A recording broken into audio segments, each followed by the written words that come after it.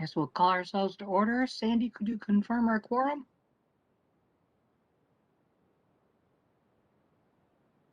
Sure, we'll start with the roll call vote. Asada Brown, Present. Monica Dillenberg, I'm sorry. Present. Cecily Harris, Here. Todd Kemry. Not seen him yet. Bob Moeller, Aye. Jeremy Peichel, I'm here. Anthony Taylor. Not seen him. Canna Yang. Not seen her either. Tony Russo. Here. Okay, that is a quorum. All right, thank you, Sandy.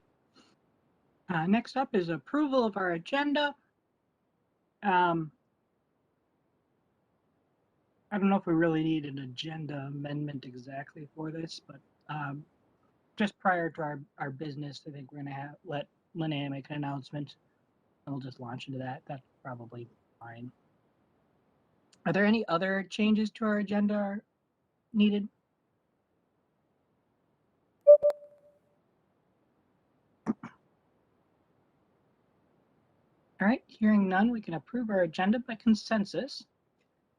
Then we'll have approval of minutes from September 2nd, and we will take a motion and second for those. This is Jeremy. I'll move to approve. Okay, we have a motion to approve as presented. Is there a second for that? I'll second. This is Cecily. Second by Cecily, thank you. Do we have any corrections to those minutes?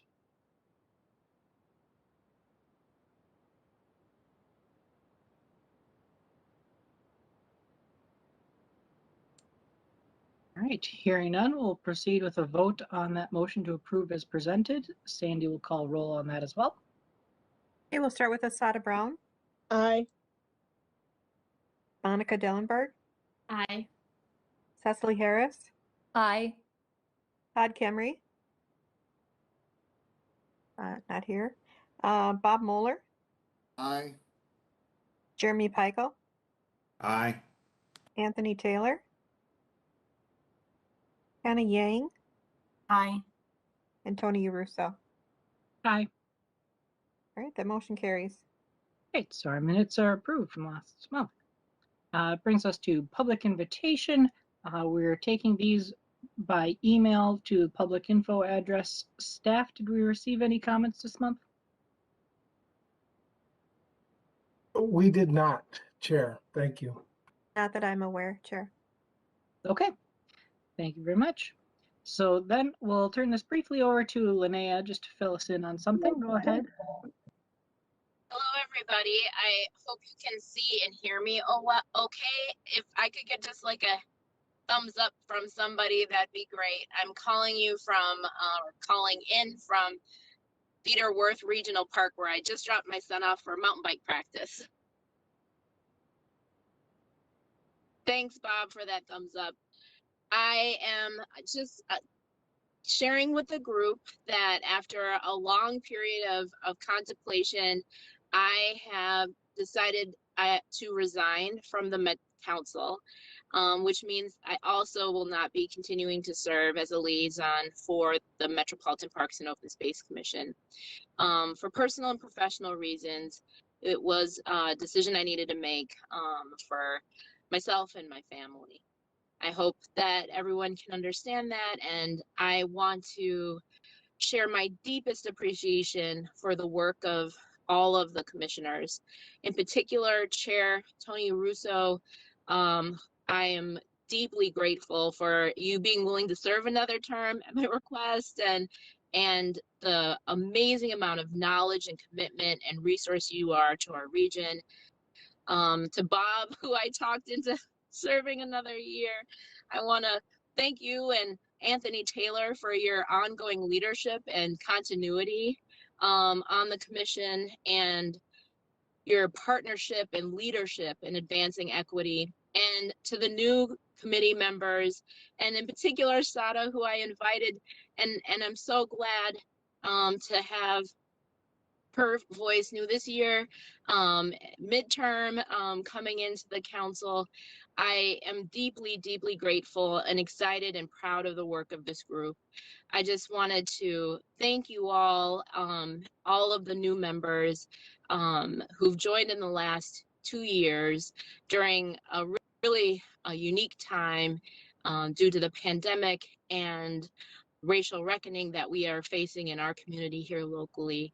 And tell you that in my letter to the governor, I wrote about the work of you as commissioners, the leadership, and am so proud of the equity grants that we've gotten off the ground, the previous commissioners, the Met Council, and that you have expanded to really meet the call of communities who have historically been underserved in our regional parks and trails.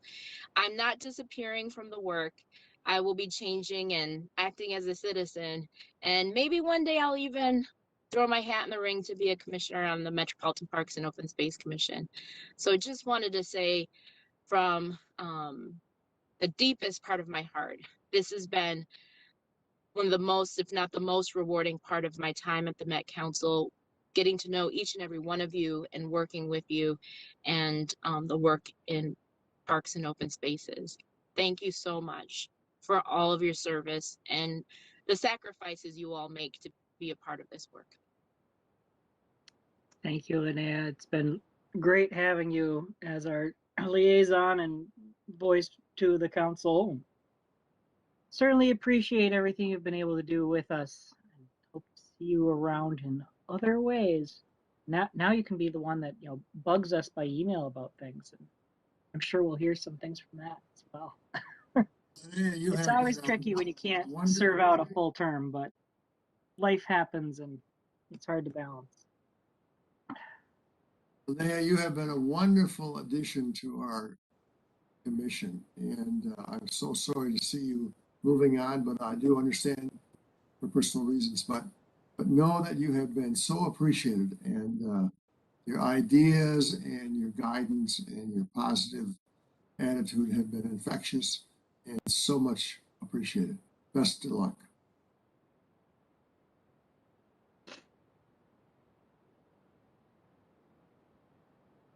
All right. And with that, we'll head into our business for the day. So we first up have a request for consent to easement for Carver Park Reserve and Three Rivers Park District, and we have Jessica Lee to present that. Thank you. Can you hear me okay? Yes, I can. Great. Good afternoon, Chair, Commissioners, and Council Member. I'm Jessica Lee, Senior Parks Planner, here to present business item 2021-264, request for consent to easement at Carver Park Reserve for Three Rivers Park District.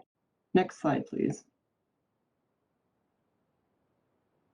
Carver Park Reserve is located near Victoria in Carver County and is managed by Three Rivers Park District. With over 3,500 acres, Carver Park Reserve is one of the largest parks in the regional system.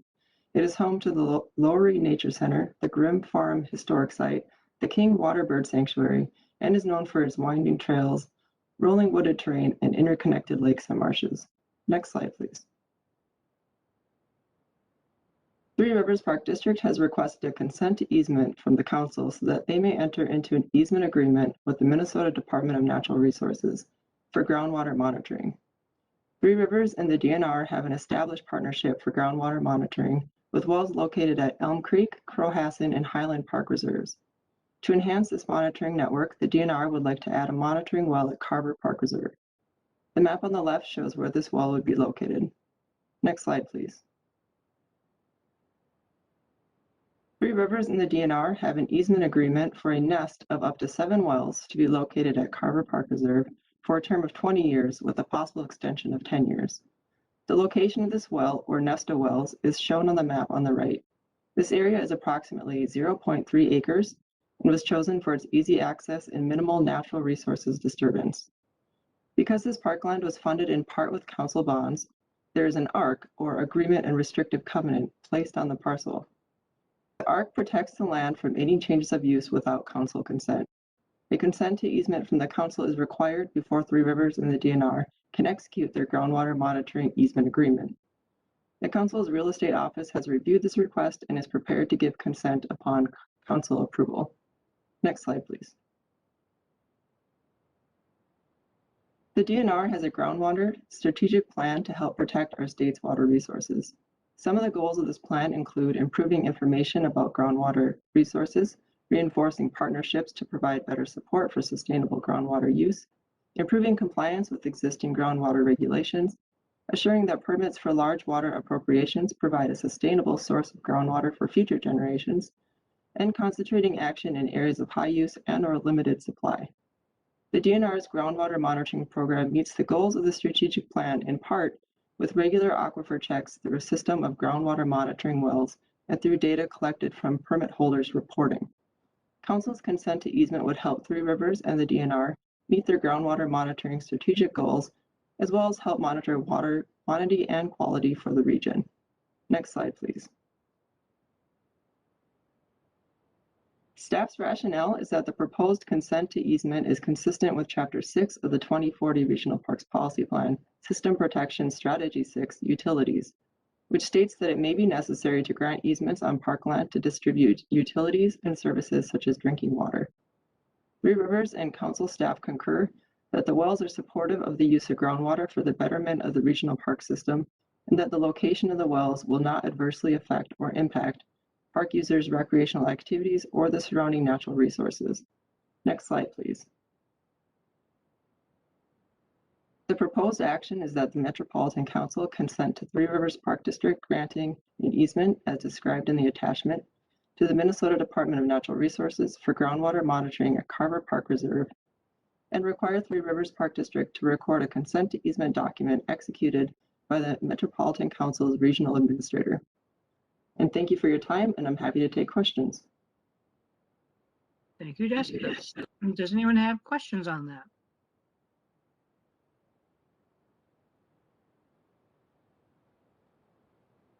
Or if it all seems straightforward, we can take a motion.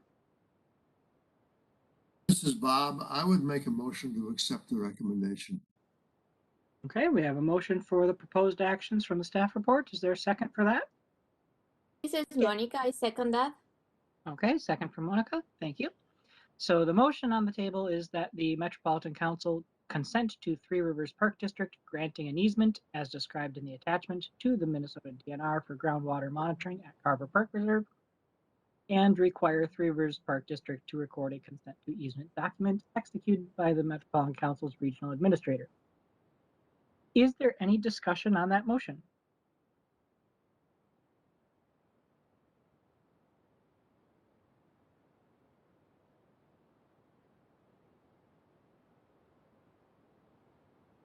All right, hearing none, we'll go ahead and proceed to a vote. Sandy will call the roll. Okay, we have a quiet group today. We'll start with Asada Brown, Aye. Monica Dillenberg, Aye. Cecily Harris, Aye. Todd Kemry. He's out. Bob Moeller, Aye. Jeremy Peichel, Aye. Anthony Taylor. Has he shown up? No. Kenny Yang Aye. and Tony Russo. Aye. That motion carries. All right, thank you. That's an easy one. That brings us on then to our information item for the day, which is going to be a presentation about the Regional Park System Marketing and Communications Study completed with CCF. We have several staff members covering bits of this. I have Emmett, Amanda, and Michelle on the docket. Go ahead with that. Well, thank you, Tony, and commissioners. Again, I'm Emmett Mullin, the Regional Parks Manager, and I am going to kick us off this afternoon. I'm really excited about this information item discussion. So the idea is that we'll present the findings of this marketing and communication study, and then we really want to discuss it with you. This Regional Park System Marketing and Communication Study is an effort that we've heard the commission discuss over the years, this desire to explore what is the appropriate council role with the regional park system and a marketing and communications strategy? There seems to be a desire to tell a stronger regional story. So this is particularly true, and I've heard commissioners talk about this with our, for instance, regional trail network. As our regional trail network continues to grow and interconnect, it seems like it's a place of opportunity, it being talking for the system. This is also true of our regional parks.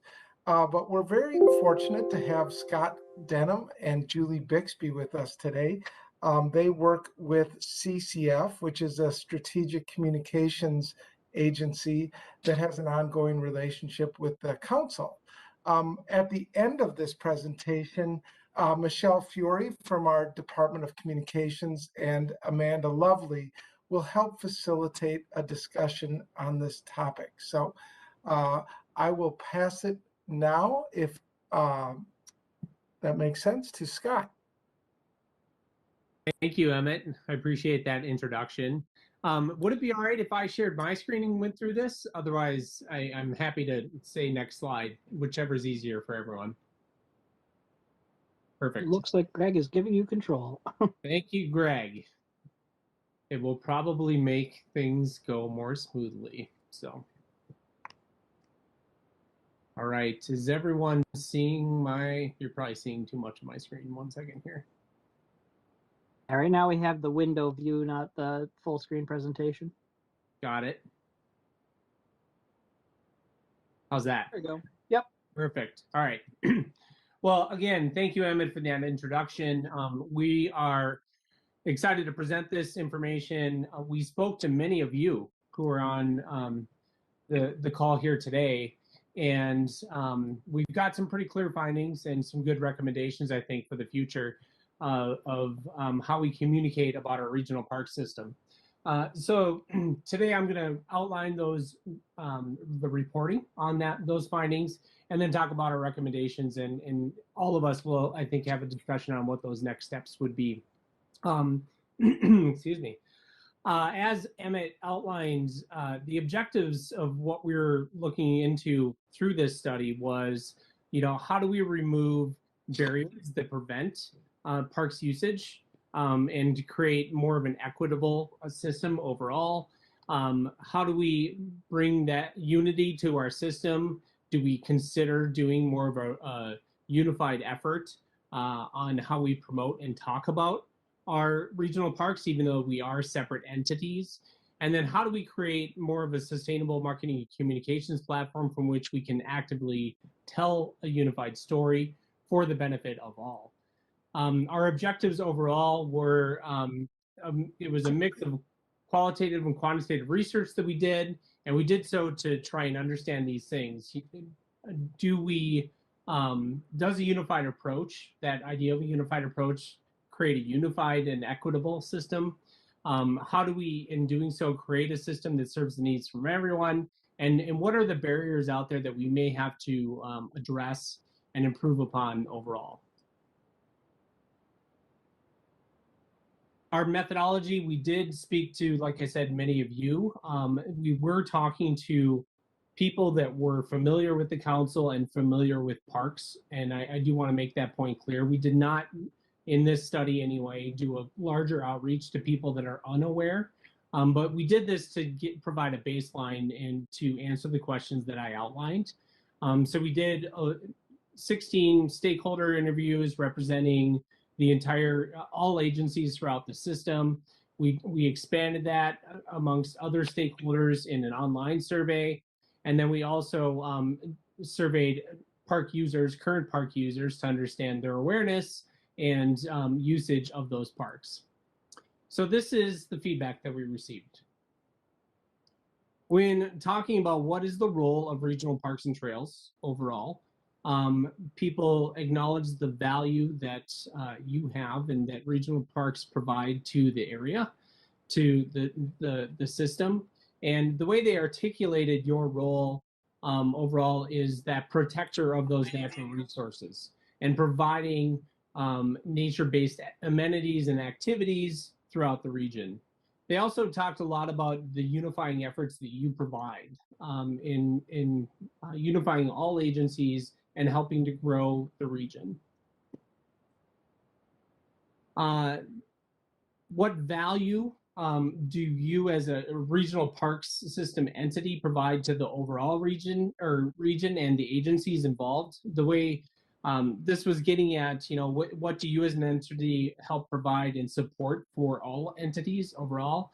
And the big thing that came through was collaboration, because everyone did acknowledge that we are really 10 individual agencies trying to run parks. And as a regional system, the regional parks team don't necessarily run those parks, but the collaboration and the unity that you provide in bringing those entities together to try and build something new was really important to all.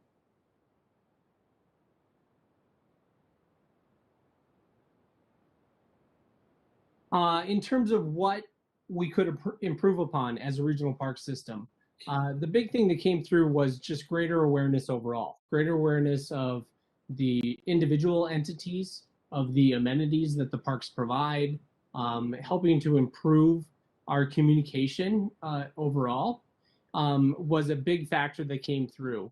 And the other items were things such as recognizing the differences in the different parks and the entities, and the desire maybe for them to do things differently than what maybe the council is recommending at times. So this idea of autonomy and autonomous decision making also came through, and in saying that it may not be a one-all be-all approach to how funds are used. There was a lot of conversation towards, hey, we understand the desire. Let us figure out the best way to approach that with our area. There also was the conversation about equity. Equity came up quite a bit.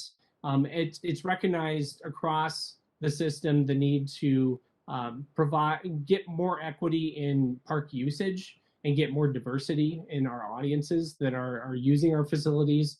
And so there's a great desire to for the Met Council to help in that approach overall.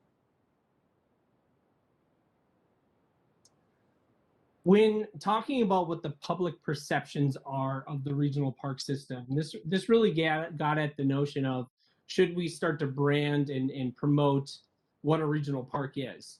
And the reality is that people in general don't understand if they're in a regional park, a city park, a county park.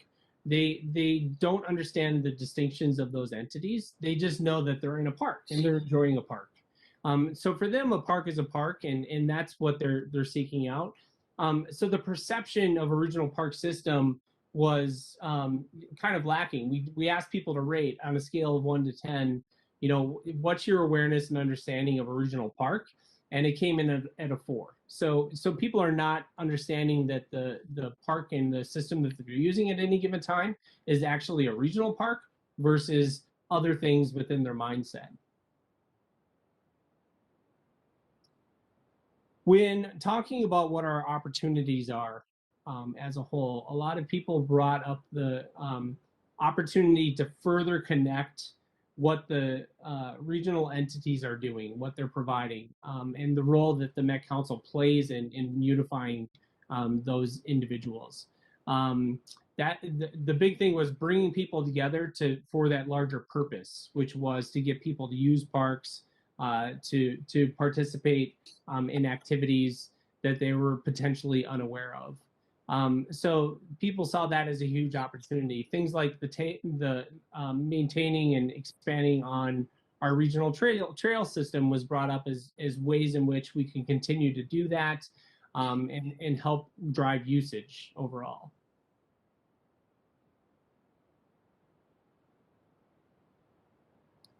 We started to dig in on barriers, and things such as transportation rose to the top. Fees and transportation were the things that were mentioned quite often.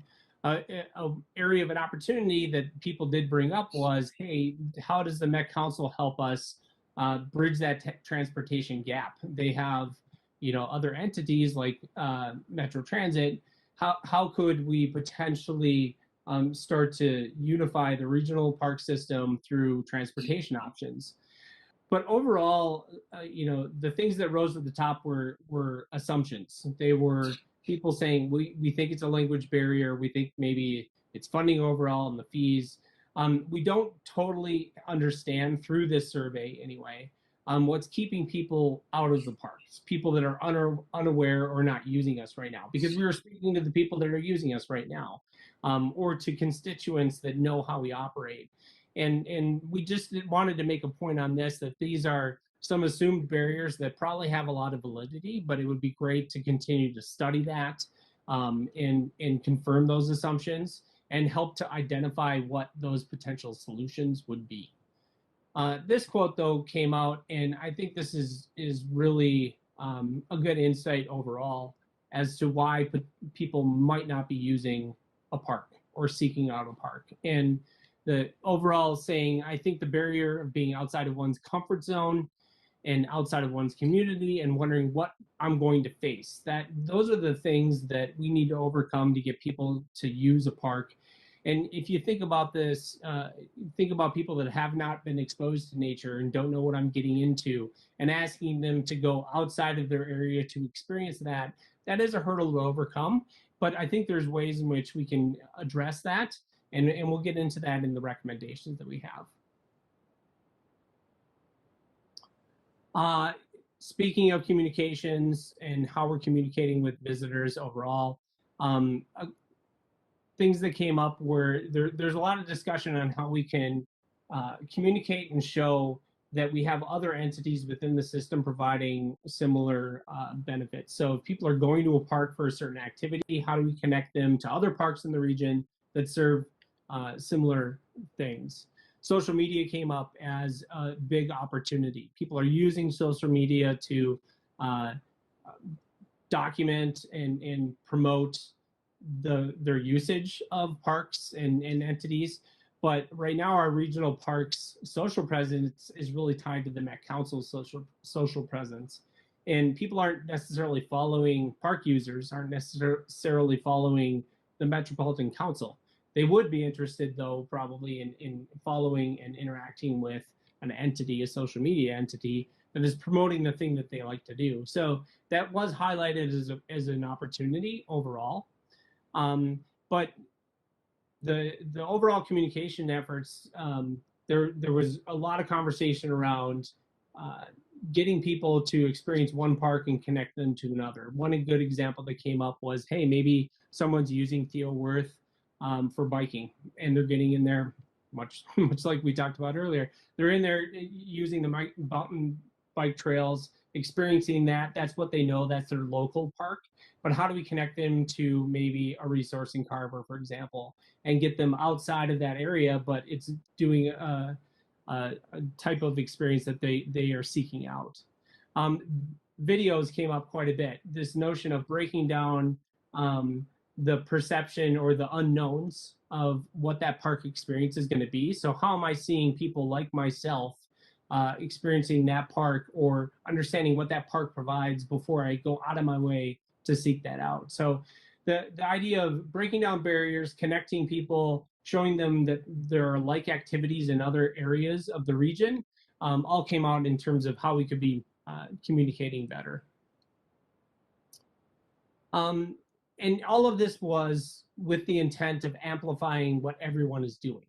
So how does the regional parks team in particular work to amplify the region? And there's agreement from everyone that the desire is to cross-promote just to get people into parks. So much of the things that I've been talking about. But how do we do so in a way that doesn't require everyone to be on the same platform and everyone to do it in a certain way? And it's a heavy lift, but this idea of without requiring a huge conformity project that came up from many entities, where in the past maybe we've tried to all get aligned on a shared calendar, and it doesn't work across entities. So it is something to consider and look at how do we do that, and then create additional tools that allow local agencies to connect people to other activities within the system. This quote came out, and I think this is really key, and it goes back to if I am comfortable using a park for a certain activity, now I'm more comfortable potentially of going and exploring others. So if someone gets their foot in the door and they're in a local park that provides that activity, how do we arm those local, each agency with a way to say, hey, you liked it here, there's other opportunities within the region. And there's a lot of, people wanted to do that across agencies. They noted the fact that we can help maybe drive diversity to other regions and connecting people with activities.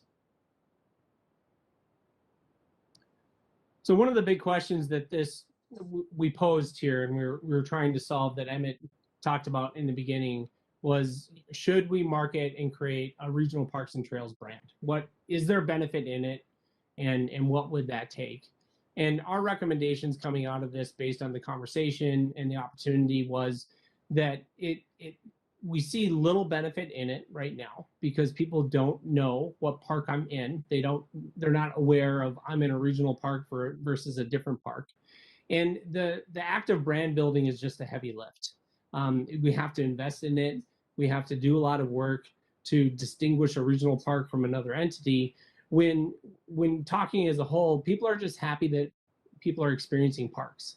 And so how do we continue to drive park usage overall to grow the region and the individual entities? I think that's a big opportunity for the Regional Parks and Trails team. These are some of the specific comments we got as it relates to that.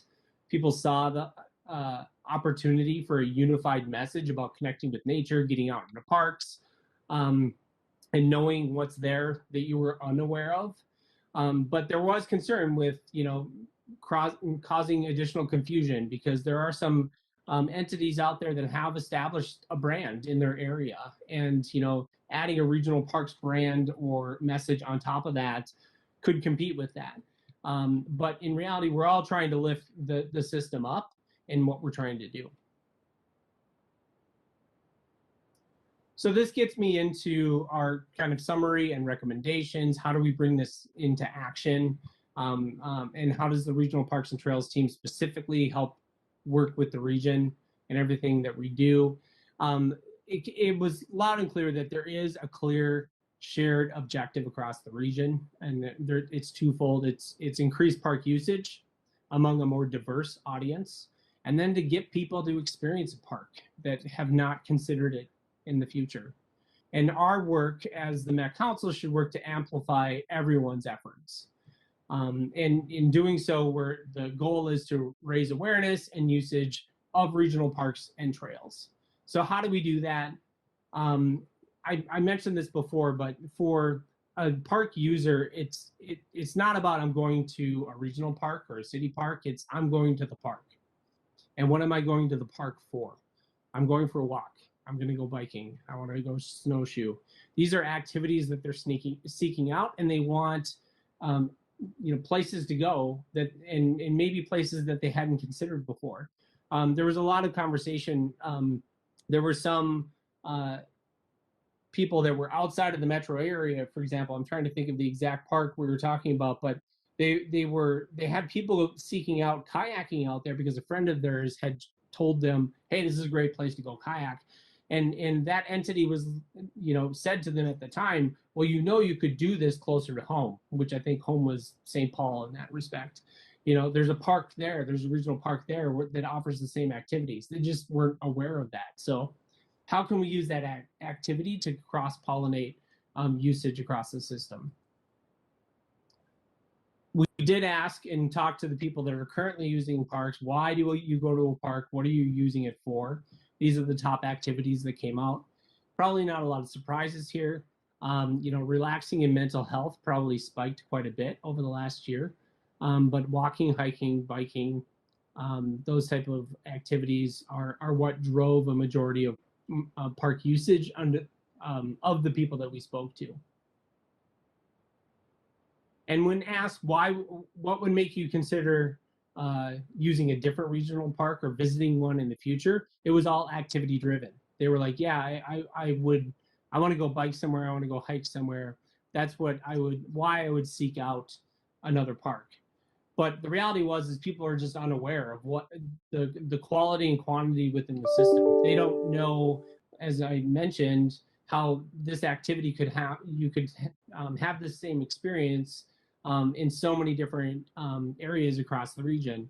So, driving that awareness and connecting them with the activities that they're already doing, I think is an important step. So how do we sum this up in our opportunities and the role that the Met Council Regional Parks team, Parks and Trails team, I should be saying, creates for the future? So being that connector for the region, connecting residents to those activities that I've been talking about, but then also helping agencies come together for shared planning and cross-pollination. So they're driving usage across the whole system. And then providing thought leadership. That did come up quite a bit, that the individual agencies are appreciative of the Regional Parks and Trails team, the studies that they're doing to try and drive equity, to try and drive usage, etc. That information is in those types of studies are things that they can't necessarily do on their own. They appreciate the thought leadership and they want that from the Regional Parks team. But then using interest to drive usage across the region. So how do we continue to diversify the region by getting people connected to other activities outside of their park comfort zone? And I think there's a lot of opportunity to that. And there was a lot of openness across the agencies to help connect people to other parts of the region and other activities like what they're used to doing. And what role does the Regional Parks and Trails team play? And it is, creating marketing efforts that drive new use. And so it's probably centered around the activities that we're doing, but then helping just get people into parks in general. Like I said early on, users of our parks, to them, a park is a park. And how do we get people into parks more often? And then when we do so, how do we connect them to other entities within the region? Finally, using our visitors to drive additional usage is a huge point overall. Those users are the ones that are posting on Instagram. They're leading people to discover other areas within the region that weren't there previously. And so how do we use our digital platforms and unique digital platforms to help promote park usage overall? The story I share, this is my son on the right. And 2 years ago, we were looking for something to do during the pandemic, and someone had posted about Carver Regional, I think it's Carver Regional Park. I'm probably murdering the name. We just talked about them earlier. And I was unaware of them. It was an easy, 20, 30 minutes outside of town for me. And we ended up going and experiencing them, and we wouldn't have otherwise. And it's just because of Instagram. So how do we use, social media such as that to continue to drive usage? How do we use our website to continue to educate, connect people, help them understand what they're going to experience in those parks? And then once we get them there, how do we guide them to different activities and doing different things? So yeah, the idea of an app, a regional park app that helps you navigate the park that you're in, connects you to other parks. These are all opportunities for the future, I think, to just help drive usage overall. And that is my recap. And I think we're opening it up to discussion and questions. And Emmett has a good discussion guide for us to do so. All right, thank you. Thank you, Scott. And Tony, I will pull up that. Just a minute, please.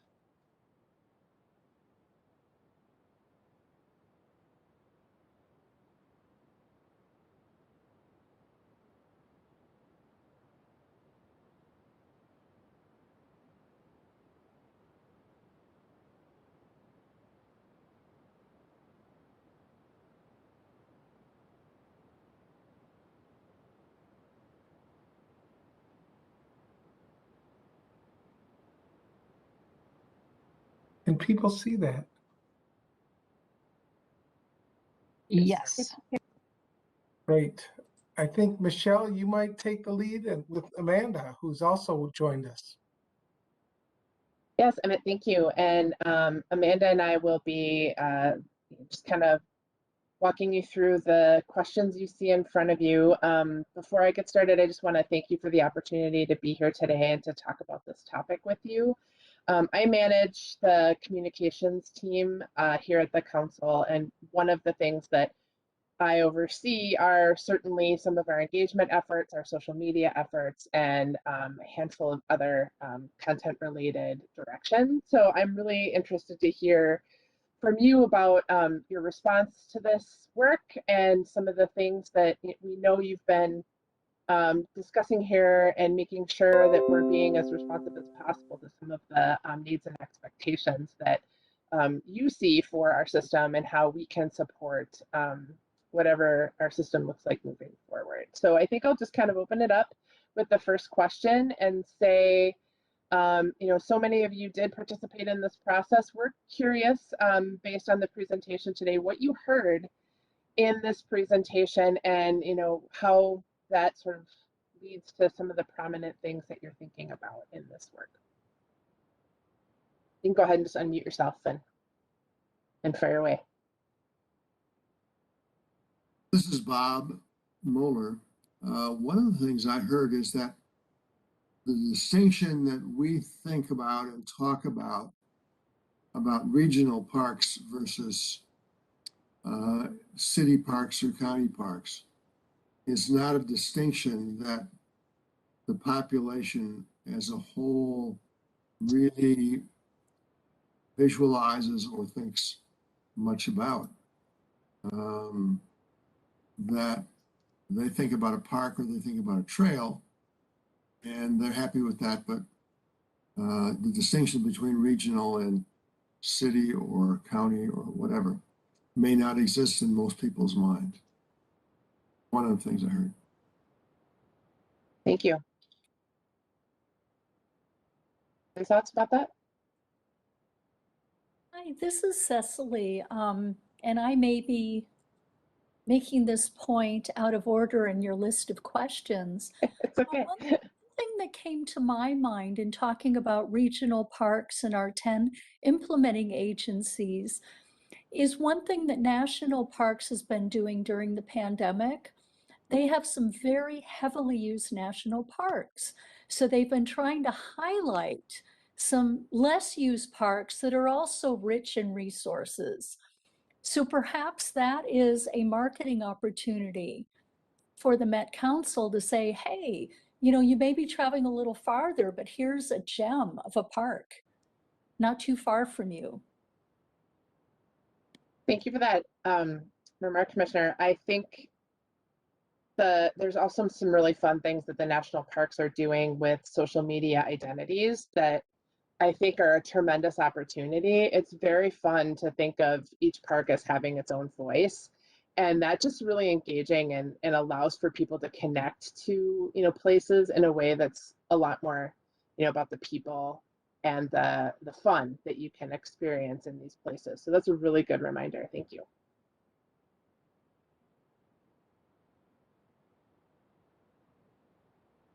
Others?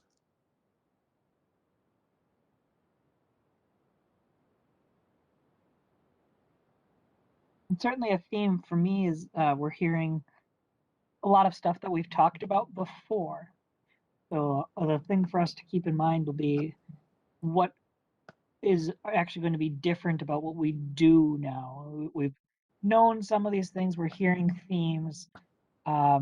What's the actual action item that we can come out of this with? Do you have anything top of mind? Not yet. Fair. This is Monica. I was in the commission when you started this study, but I read, everything that you said, and I listened to here. And to answer to your first question, I hear you did a lot of work and study and research, so that's great. Congratulations on that. And I think we have a long work ahead of us if we want to, start growing the audience of the users in our parks, especially because I'm in a commission and I still have my doubts when somebody asks me, so what is a regional park? And well, now that you ask, let me think about this twice. And even Emmett explained it to me and like 10 times, and I still have my questions, and I'm here. Great.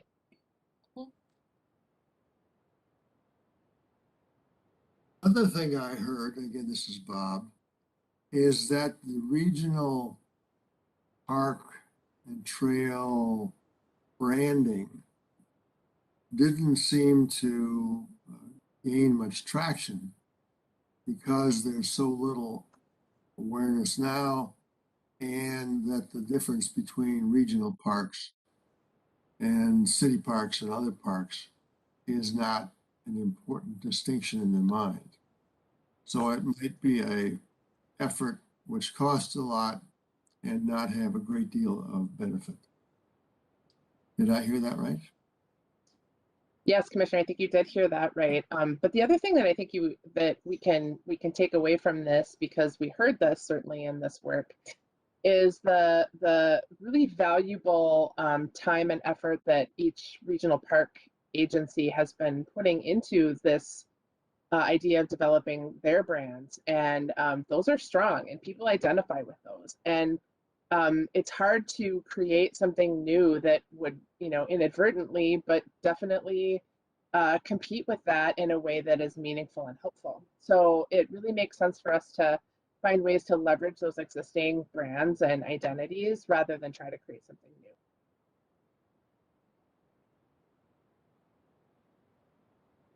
Hi, this is Cecily again. And two other things sort of came to mind, I think, based on the presentation. One is that if you're hiking, biking, or traveling on a regional trail, you might, of course, go through a regional park. You might also go through a city park or a national park. And a regional park may be very close to a city or a DNR or a national park. And yes, they're kind of different because, the focus is of the regional nature, and people may not really understand how, a city or a county may have both. They may have regional parks. They may also have pocket parks or mini parks or neighborhood parks, and why it's important to have the whole portfolio in our metropolitan area.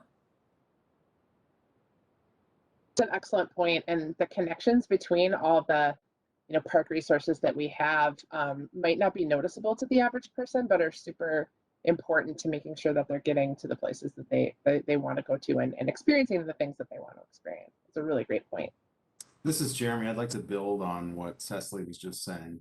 So I see a lot of this work speaking to me in my understanding of people driving their use of open space and parkland based on activities. So activities drive the purpose for visiting, and then that's how they connect with the open space themselves. I think I shared a link in the chat about how the Forest Service has done this with their integrated interactive visitor use map. And I think as the lead agency that has a regional interest, it's not in the council's interest or MPOSC's interest even to advocate for an independent brand, but instead to be that convener that draws together the various resources from neighborhood to federal and displays them for visitors to plan their activities on these integrated lands within our region. And I think the best communication we could do is ignoring the color of money that defines whether it's a regional or local or state park, and instead focus on the fact that I want to go snowshoeing. I can filter then all of the lands in the region where I can go snowshoeing and see this park is the best place for that closest to me. Or I want to go see someplace new. I have filtered by snowshoeing. I can now see snowshoeing is available at this city park in Blaine. I don't know. That's just my thought from what I heard, and then connecting a little bit of what Cecily was talking about too. Yeah, Commissioner, that's a really good example. And it's not really news that we could use some different tools to start connecting people to activities. And I think that this really illustrates that make sure that we're focusing on some of those things and helping people find them and helping people connect to them. So I think that's a really excellent piece of direction from this work as well.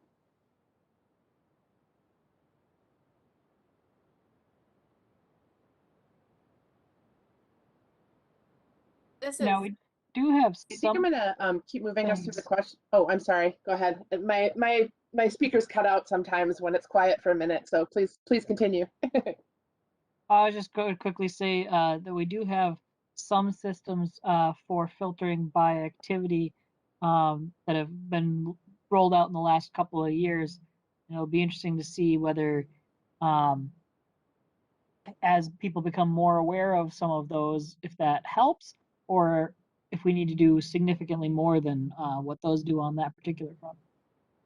And Tony, what I would argue is that those are largely focused on things that are affiliated with the region, as I understand it. And my point is recognizing that integrated relationship where users don't see those boundaries because they only exist administratively within our context. Yeah, the one I'm thinking of in particular covers anything that's either a regional park, whether it's within the metro or not, or a state facility, but it does not have the non-regionally designated municipal and county ones just because of the scope of the initial project. I just wanted to hop in there on this first one. I wanted to kind of amplify what I heard, what maybe I misheard Tony say earlier, but I think it's really important that I don't think that I was engaged on this project at all with the team working on it. And there's a lot of information that we have heard before and that we've researched before too. In addition to kind of lacking, I just threw in the chat information that we've gathered through significant research work over the last particularly 6 years or so, maybe 7. So that seems to me like a miss, and I think it would be really good to use in particular the work that was around communities of color, because it's a real gap in what was shared here. So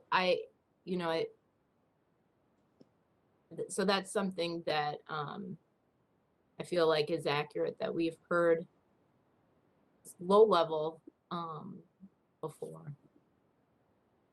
Yeah, Councilmember, I really appreciate that point. And this is really the first step in a more specific marketing and communications evaluation. We do obviously need to refer to all of that excellent research that tells us about park use and access to things and places where the connections are weaker, and we can do some work in marketing and communications to make them stronger. And I think that, pairing that with this and as we move forward, doing more intentional, in-depth engagement with communities as you identify is going to be pretty essential to making sure that we're actually hitting those marks moving forward. This is definitely not the comprehensive look at all of the things that we certainly will need to do long term in order to make that real. Michelle, I think you're misunderstanding me. We've done extensive work. And I think what I heard also from Tony was, when are we going to do stuff? Stop asking. We got to stop asking people. Tons of people are getting researched up one side and down the other. And we've done it ourselves. We got to start delivering on what people have asked for and for what we've learned. And I've heard Bob say that many, many times, and maybe that's how we got here. We got to start acting. And we know a barrier has been and is in all public agencies, our lack of communication, because communication budgets for public agencies aren't the most robust or most supported.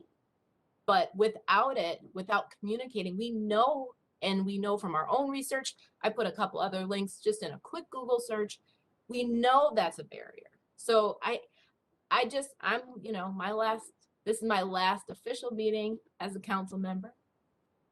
And so my encouragement is we gotta stop navel gazing at this and start working. Councilmember Atlas Ingebrigtsen, I just want to thank you for that. And I can't agree more. I mean, the idea that we have, we have really studied this. We've looked a lot. I think that one of the things that was unique about this study was it was a pretty small, group of people surveyed. It was people with, the in-person interviews were really focused on communication directors and marketing specialists in the agencies. And I think there is, like, one of the things that Scott was talking about was this desire to come together as a group of communications folks, and that hasn't happened. And I think that that's something that is an action, council member, that we can take and that we must take in terms of, like, what can we do to amplify and reach more people. So I just would like to jump in a little too. I agree. And I think the goal of this study was to get the agencies on board with us. I think we knew from Raintree's research that raising awareness was one of our biggest barriers, like awareness. And I think we were trying to figure out what was our role at the council in marketing, and would a brand be the answer? And I think from the beginning, we weren't really sure that was it, but that was some of the things we had heard from agencies. Would our own independent social media be a good fit? Would the agencies be willing and interested in coming together as a cohort to talk more deeply about this? And what resources could we share to get them to the table? Because I think in the past, as our regional parks ambassador, when I've done things that needed to engage with communications staff across all 10 agencies, it was really hard and a huge barrier, and not everyone would come to the table, not everyone would participate. And so in my mind, and Michelle and Emmett, you can correct me, I think one of our biggest parts of doing this was, how do we all get on the same page to start some action? Because I agree, I think, again, as the park ambassador day one, I was like, wait a minute, who's telling the story of the whole system? Like, each agency is telling their own story, but like, who's holding that regional story? And currently nobody, right? And I think that is one of our roles, but it has to be in collaboration with agencies, because again, I think what Tony was talking about was the climate, the Get Outdoors. There's a website we created, we put money into it, and it's not that well used. And we can't, as the council, create a tool or an app, because no one's going to go to the Met Council website on Saturday and be like, I want to get outside. Let me go to the Met Council's website and figure out what's going on. So I think part of this, in my mind, was like, how do we build those stronger partnerships with our agency partners so that we are doing something that they're interested in, so that they'll show up at the table, and that we can share research and resources. So I 100% agree. I think what I'm most excited about with this study is on the same page as you, is like, what are we going to do? Like, when can we start? What are we going to do? And Emmett is right. I think the first step is convening communication staff across the 10 agencies, because they've never all been at the same table. Which seems kind of silly, but in the words of Emmett Mullin, what an opportunity. I like how none of us are even quite sure what the name of that website really is. It's something great outdoors, but yeah, I don't know either. Yeah, the only thing I would add is that there are so many opportunities to coordinate and bring better resources together to do some of this work. And that's the, I mean, for me, that's the most exciting opportunity. I think your point, Councilmember Singer-Bretson, is huge, that we need resources to do good communications, and we can't do that by ourselves. We need to be working together to make the best use of those resources, and that's you know, from the smallest, you know, rural county to the, you know, biggest parts of our region. So I think that's pretty, it's a pretty big opportunity that we're really looking forward to as we move forward.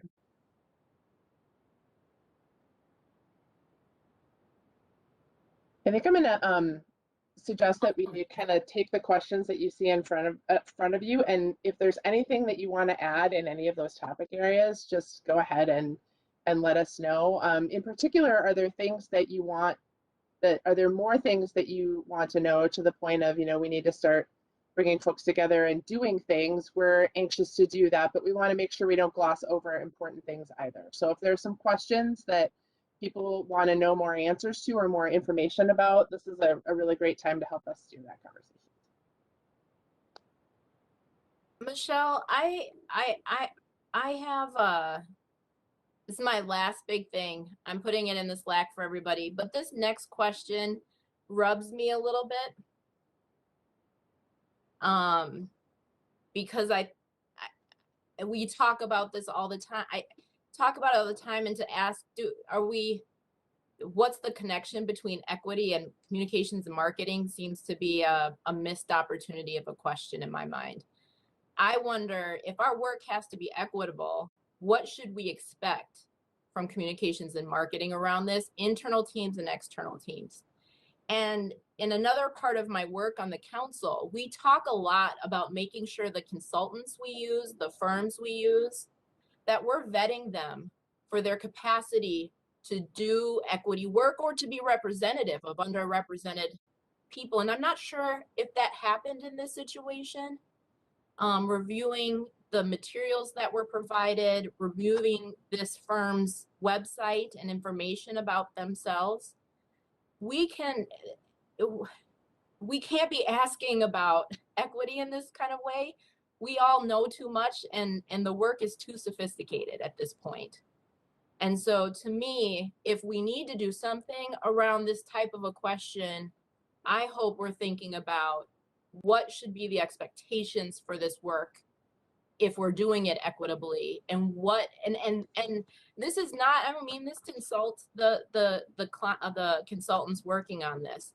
In the field of communications work in Minnesota in particular, it's one of the least diverse fields that there is. And we have a tremendous opportunity to help amplify and ensure that this field diversifies. If we hold that expectation, just like we do for the people clean the tunnel on 94, or build a light rail, or build a building. So for me, that's a lever we have.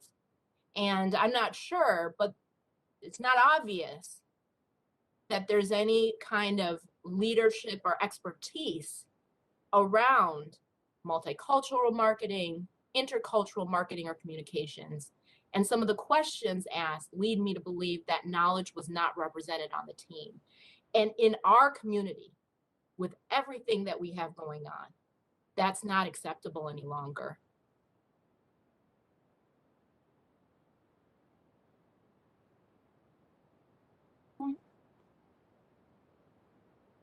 Yep. Nothing to add, but I agree 100%. And I thank you for your report. I think some of my questions, especially before we have to transition to a different liaison, so some of this will go through you, Linnea. From what we're seeing, you know, we have some ideas of things that will need to happen.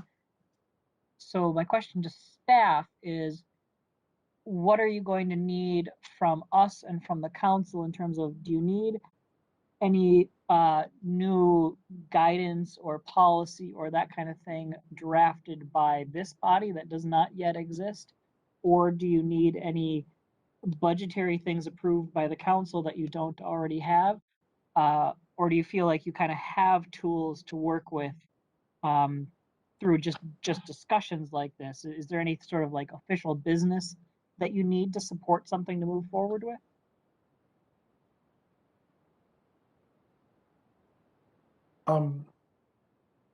Tony, those are great questions. And right now, I really think that we're at that point where we do need more discussion around what exactly we're going to do. I mean, Councilmember Atlas Engelbretson, I'm sensitive to the idea of navel gazing. Like, we've been sitting on this for a while, but we do know that, you know, lack of awareness is really our most challenging topic. And I think we're starting to dig into that. And this is what I think the council member was referring to, that the idea that we have a fairly sophisticated understanding about why some people don't feel welcome at regional parks and what are we doing about that. And that is where I think a lot of the future work resides. So how do we diversify our staff teams? How do we ensure that there aren't ordinances on the books that sort of make it more difficult for certain groups to get out and do what they want to outdoors? I think that those are the areas that really we're looking to go to next. And but that said, I think that we're in the sort of discussion and dialogue point right now, and I do think this is. I mean, I know there are actions moving forward right now across our system to make things more accessible, to increase greater awareness, and so forth.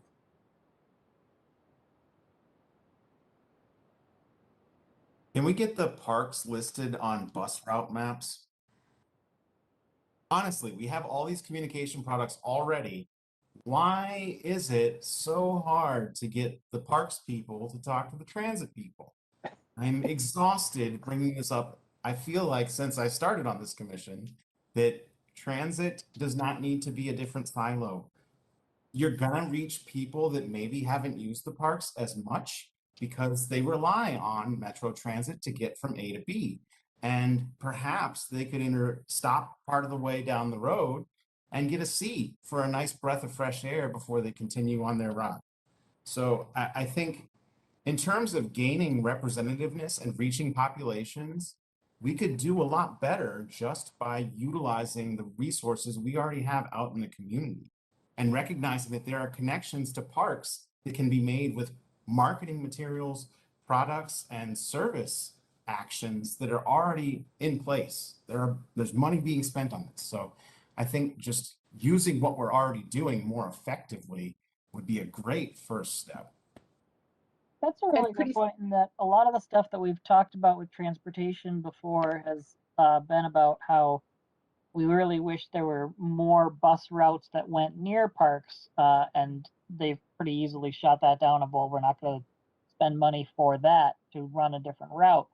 But for the routes that we already have, just putting things on maps and on the little trip finder tool and things like that shouldn't be a significant budgetary hit. That's probably a good ask to focus on. It's so much smaller than our separate routes one. Yeah, there's some very simple things that we could do, and that is a great example of, you know, just highlighting things better that we already do. And it would also be a really easy thing to build a campaign around, where we, you know, use graphics and icons to highlight things differently so that we're drawing attention to that kind of stuff. I think that's an awesome idea and should be sort of high on the list because it should be pretty easy to pick off, you think?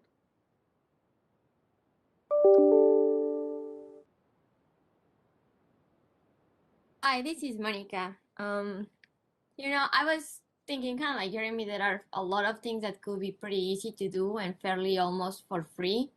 Like the mention of social media. I'm working right now in marketing and so through social media, and it's a nightmare if you actually want to get sales done through them. However, if you want to raise awareness, there is a whole bunch of fun things that you have to do now because everything that works is videos. But I don't know, we can have Amanda and Emmett making videos on the parks for 3 minutes showing what it is and just post them there, or have some, you know, I don't know, when Anthony goes to the park, just post a a video or send it to somebody, and we can just have it live. Those are free accounts that you shouldn't be having to worry about. The other thing is, I know it's very hard to work with school districts, so having information for anything there is very hard. But there are a whole bunch of charter schools and private schools that actually work with a lot of diversity communities. My daughter goes to one in Brooklyn Center, and it's like 95% African American kids in low income homes. And it's a small school, and I'm sure it will be pretty easy to talk to the principal and say, hey, here are information for the parks. Give it to the kids. They might go out over the weekend. Other things like that. What I did learn being at the city for 7 years is that no matter what you want to do in these things, it takes so long. Like I always joke, if I want to get a pencil, I would just walk and get it. But if I go through the city, it will take me 5 years to find a pencil. So I don't know. So actually, my question is, we have all this information. Now what? What is the next step? Because I mean, it is great and I would like to see it moving, but what is the next part? What are we doing from here? So we're done with the meeting, and then what do you need from me, or what do we have to do to keep it going? So as Amanda mentioned, among our next steps are to start, convening the communications folks in the different implementing agencies to really talk about some of the needs, many of which you've already talked about today. But there are certainly things that we can start aligning better, either storytelling or specific ways to reach different constituencies, setting some specific goals, making sure that we're aware of where the opportunities are for each of the implementing agencies. And then really just starting to talk about what resources we really can bring to the table. Emmett mentioned before that now's the time to really start assessing from a planning perspective, what we can do in the short term and what we might need in the long term. And that those are going to be the things that we'll be bringing back to this group to the chair's point about policies that might be needed or additional budget that may be needed. But the reality is we have some resources that we could expend in ways that are much more coordinated. And that's really our goal, is to try and figure out if we have some stuff now that we could leverage and if we need things in the future. So it's a both and we're expecting to start doing that work here soon and getting back to you with progress as we move forward. Is that something where there's essentially a plan for, like monthly or some sort of other recurring schedule with the implementing agencies? Yeah, that's the idea. Go ahead, Amanda. Yeah, we were thinking like similar to the outreach cohort where we pulled together the engagement and outreach staff across the 10 agencies, and I meet with them monthly, and during COVID it was twice a month. So we're thinking hopefully like a monthly cohort with the agencies, and then hopefully soon to launch some of those ideas, like what do we need to have a social media account for regional parks? Who would be fulfilling that? How, like all those different things, like asking those kind of full questions before we launch them. And then also like doing it in partnership with the agencies, like we said, to make sure that, again, we can't do anything without them. And we want to, as CCF said, like amplify the work that they're already doing. Like we want to share their activities. Is there a way to pull together all of the events happening so it could be in one area? Is there a way to have a map that truly shows all the trails and how you move across them? And how do we use the resources that we have at the council to amplify the work that they're already doing? Because we're not here to, like we said, create a new brand or take over the stuff that they're doing. We want to amplify their work to really get people not only into parks, but to fall in love with them.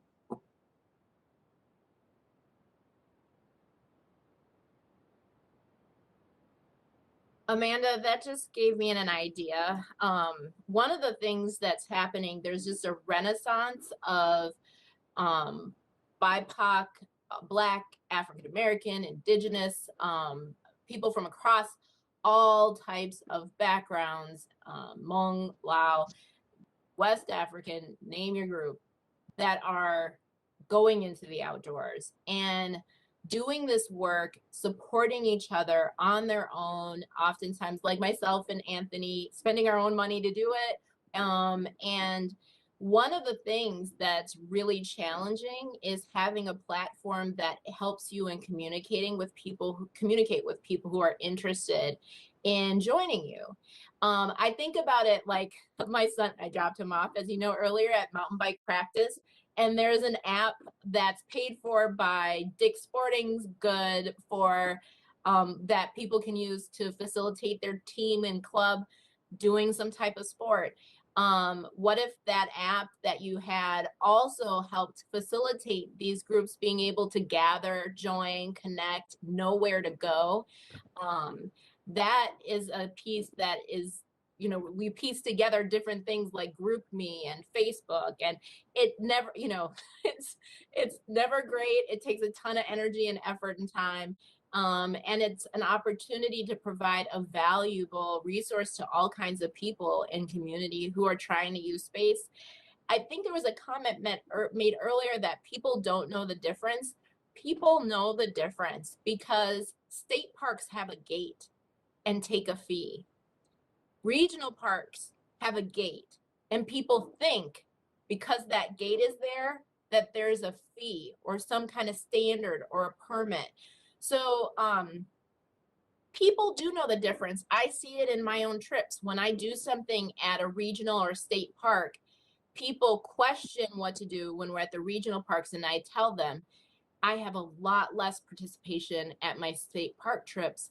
That fee, that gate, and the distance is just enough to make people think it's not easy. So while they may not know what it is, it makes a difference, and people do know. It's a great idea around having an app that supports the work that BIPOC communities are already doing. And I think of the same thing with social media. Like the people that I personally follow are all kinds of different communities, like BIPOC communities out in the outdoors. And if we could help amplify that as well, I think that, again, when we were talking with CCF and we're like, we don't know if we have the capacity to run social media, what would we need? And we were reminded, like, the users do a lot of that work for you. And we would just be creating a platform that users would fill in because they already, like you're saying, those communities are already using our parks, and we just don't have a platform for them to tell their story. And so that's a really good reminder. Along with that, I want to recall what Monica said, to remember the schools, individual schools, not just the school districts, and churches too. Like one of the soccer leagues I played in, we got together because, you know, 2/3 of the team went to the same church, and the pastor was the person who organized the team. And so it's valuable to make sure that we're hitting non-traditional recreational opportunities and organizing groups, because they'll do that organizing work and build those trips and activity groups for us. I'd like to come back to a point that we talked about a little earlier. We talked about the fact that branding probably wouldn't have too much benefit because it's not well known and people don't see much connection. But I would say a couple of things. Using Three Rivers as an example, the Three Rivers Park District, I think, at least for me anyway, has a positive image. When I think about Three Rivers, I think about quality, and I think about, and I guess I think of a safe environment. Lene, I'm not sure that fits in the equitable question, but I want to talk a little bit about branding because I think it can help. So when I read the words Metropolitan Council Regional Parks, that's a lot of big words, and it's kind of hard to picture what you're talking about. What if we had some better name, some better brand name for our parks and trails that had a more positive environment? Three Rivers just doesn't mean a lot, but it has kind of a nice feel to it. So I'm asking the question, do we have an option of naming what we do or our regional parks and trails something other than Metropolitan Council Regional Parks?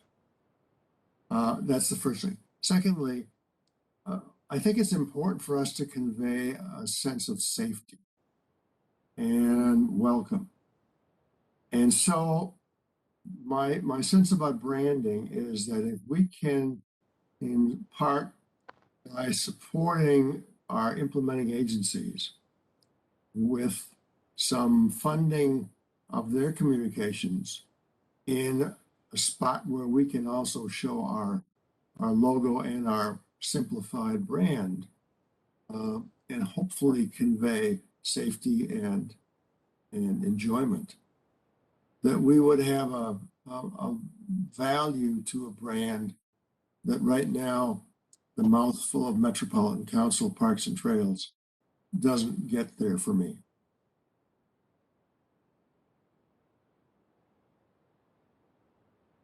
And just to go on a little bit of a sidetrack with the branding question, I think there's a couple of different possible things that can refer to. And here we had our consultants asking a very specific question about, does branding help us with getting people into parks and dealing with equity issues and things like that? Me thinking about the things that I think about, I'm also going off on a tangent of, would something about branding or similar to branding also help us convey something that would change this idea of people not knowing the difference between a regional park and a county park and a city park and a state park? Because that's been part of the struggle we have even as commissioners when we talk about our policy stuff, when we review park policy plan amendments and then see some of the ideas we've had in the last 2 years or so kind of pushing the boundaries of some of our definitions. We need to have an identity of what does it mean to be a regional park. And that is interesting because it's not just within the 7-county metro, but we also have the Greater Minnesota regional parks handled by the Greater Minnesota Regional Parks and Trails Commission. And is there something where there can be an identity, not necessarily a brand, but an identity and common understanding of what makes something a regional park in Minnesota, both within the metro and outside, and how that can drive different expectations than other kinds of units? And we talked about how a lot of things are driven by activities, and that's a large portion of our conversation about what is and isn't allowed for facilities is around activities. Can we get an understanding of, okay, for this kind of activity, you can go anywhere. For this kind of activity, you want to go to a regional park. For this kind of activity, you want to go to a state park. This kind of activity, you want to go to a city or county park. And could there be something that we could do even in conjunction, not only with our regional park implementing agencies within the metro, but also with that Greater Minnesota Commission and the DNR to better convey, we don't have these distinctions of different park units just for fun. They're supposed to be providing different sorts of experiences. And if we aren't telling people what those experiences are, they don't know where to look for the experience that they want. So is there something we can do more statewide to identify experience and activity tied to park unit designation type and have that be part of our understanding of what gets people in? And that would also come back then to our immediate concern of, we've talked about sort of pipelining of, you get someone into a local park doing something, and then how do you get them into the regional system? They would know how to graduate if they have the identity of, okay, that next identity, that next activity, or that next experience, knowing that there's different kinds of parks and what that really means. They know what, we talked about knowing what to expect. What am I getting myself into? Maybe that's something that goes beyond just Met Council, but covering around the state. I think what I heard from both Tony and Bob, I think from what I've heard from this is it's less about a brand, like a logo that maybe we stick on things, but more how we tell our story. And I think that we can do a much better job of that. And we can brand our media or our social media campaign of like top 10 things to do in a regional park. Like we can still include regional park. I just think what we heard clearly from the agencies and what I think me and Michelle both think is like, we don't necessarily need another logo that we put on top of signs that already maybe have too many words and are also already in English and are already hard to decipher. It's like, how can we tell the story of the regional system, Tony, like what you're saying? And I think we could do a really good job of that in partnership with our agencies to relay our system. Like, I think we can still tell the story that like the regional park system, like I always think of it as, you know, the state park that's close to home, because you can camp in regional parks, you can't in neighborhood park. You know, we just haven't told that story well enough. And I think that there's some really creative, fun ways that we could do that, that would raise the brand or the understanding of our system. That isn't necessarily like another logo that we need to put on already logo heavy signs. But I do think you're both right, Tony and Bob, that it does matter that we're a regional park in that we have different activities and different facilities. And I mean, I feel like I'm telling people all the time who don't realize that like you can camp 20 minutes away from the cities. You don't have to go out to a state park, that you can hike close by. So I think that is again, in the words of Emmett Mullet, such an opportunity that we have. And I think we could do some fun, playful ways of sharing that information. Yeah, I think I'm basically envisioning converting the word regional into a brand, like it not adding anything else to it, no other name about Met Council or any other logos, but everything already has a sign that says regional park or regional trail or regional park reserve. Just try to make that word be a brand that has an identifiable, when someone sees the word regional, they know something about what that means.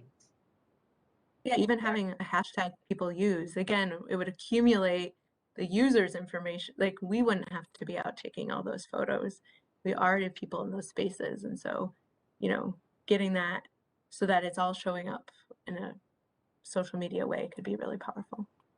Yeah, there are lots of really fun ways to create visual cues and you know, sort of a lot of the things that you're talking about too are about voice and characteristic. And this is super nerdy, like communications and marketing stuff, but we can do a lot without actually having that much of a shift or a change. It's just being intentional about those cues. Well, I was really intrigued with what I heard Tony say, because if you look at regional parks around the state, they're in urban, suburban, and rural areas. And like I live in Washington County and I'm closer to Chisago County than I am to Ramsey County. So I think most people in my area think of where I live as more rural than suburban. And I think people in Hennepin County might feel very differently when talking about their regional parks. So how can we have regional as a descriptor that could be really anywhere in the state? Not just a metropolitan thing.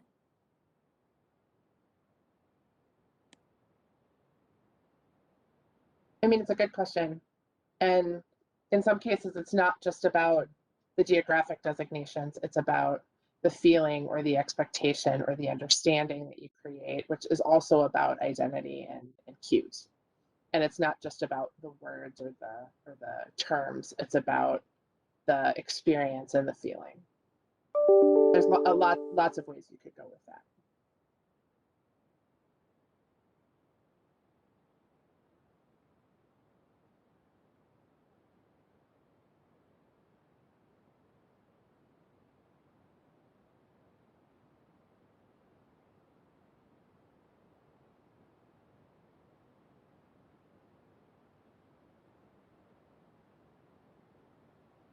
Other thoughts today, really interesting conversation. And, you know, earlier today I was at a ribbon cutting for the River to River Dakota County Greenway. and regional trail. So it goes from South St. Paul to Lilydale, and it's sort of like that hump of the Mississippi River that goes into St. Paul. This like is the cutoff piece that will take you from the Mississippi River to the Mississippi River. It's kind of interesting that way. But the thing that's unique and that is a little challenging outside the metropolitan area is our network of trails in the metropolitan region is really, I mean, we're not there yet. There's still huge gaps, but we're getting toward critical mass where, you know, you can really ride on trails to a lot of places where people, you know, especially, you know, in urban and suburban areas, you know, there are options. And so the idea that this is a growing network that is really made for, you know, how do we ensure this is welcoming and accessible? I think those are critical questions that the jury's still out on. But that is something that's unique about our metropolitan area. So that's just what lends itself to this regional conversation. So I'm really liking it, and I know there's a lot more to talk about.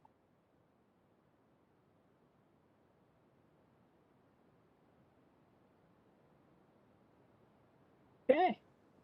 Thank you, everybody, for all your really great ideas and for sharing with us tonight. I took a lot of notes, so thank you.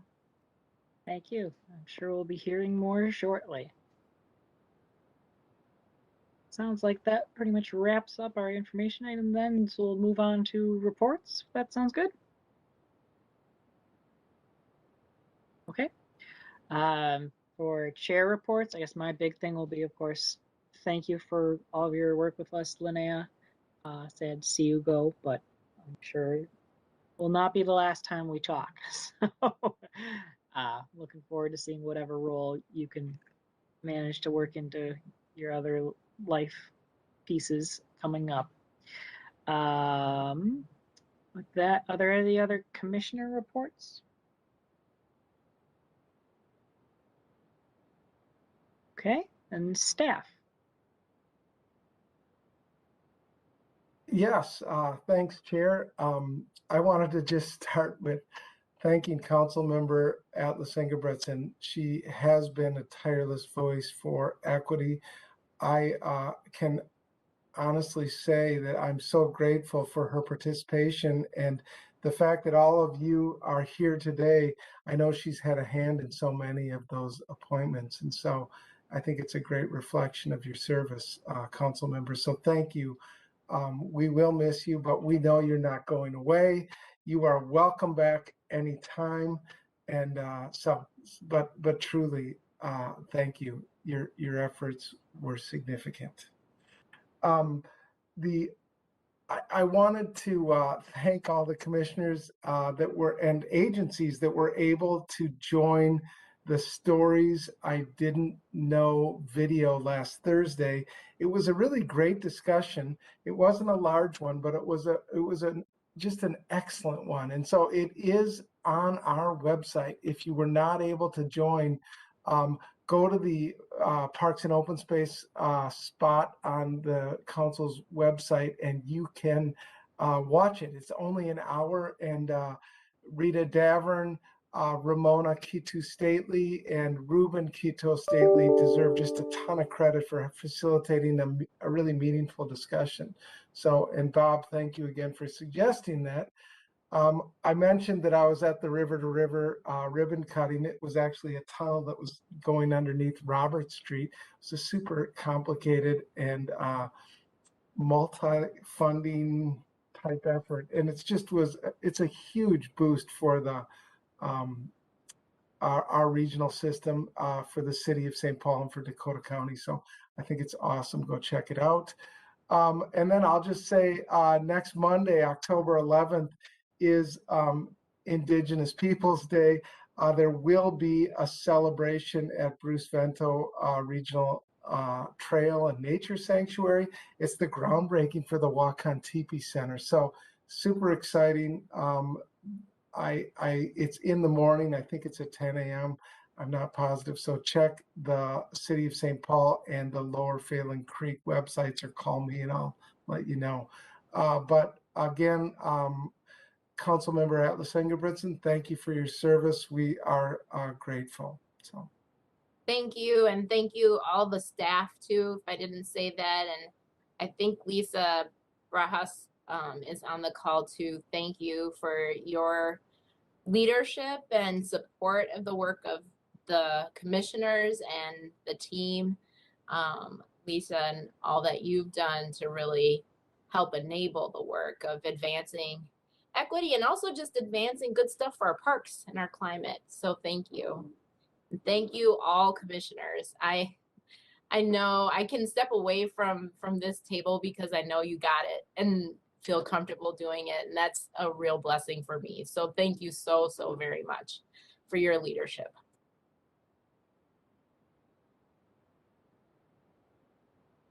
Thank you.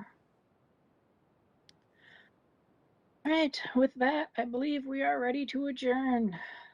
Thank you everyone for your time tonight.